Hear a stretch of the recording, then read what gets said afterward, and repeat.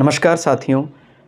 भवन में चोरों का भय और नौकरों से भय और कोई इस प्रकार का जो काम करने वाले व्यक्ति हैं उनसे परेशानी भवन में, वो कैसे देखा जाता है? देखिए, चौथा जो भाव है वो भवन का भाव है, जीवन में सुख का भाव है। और जो छठा भाव है वो हमारे नीचे काम करने वाले व्यक्ति का है। इसको नौकरों का भाव भी कह देते हैं। और जब हम प्रश्न कुंडली बनाते हैं तो हम चोरी की गई वस्तु आदि इसके लिए छठा भाव भी देखते हैं।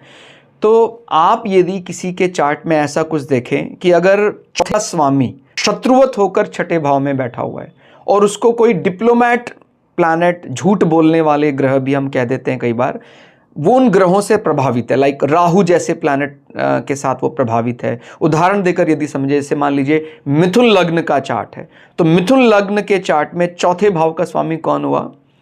बुध। और बुध जब वो छठे भाव में जाएगा तो छठे भाव में पड़ेगा वृश्चिक।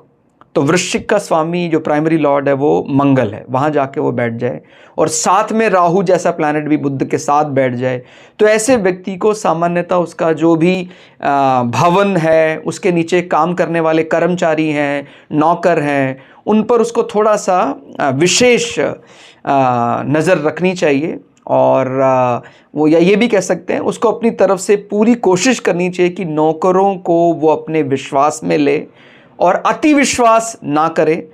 और क्योंकि छठा भाव रोग का भी भाव होता है, रिपु का भी भाव होता है, ऋण का भी भाव होता है।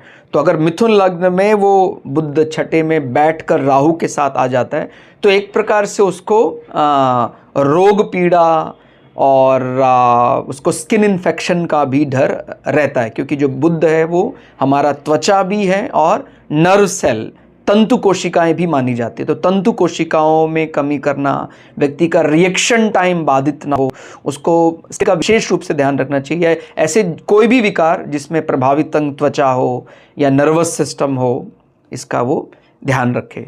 धन्यवाद।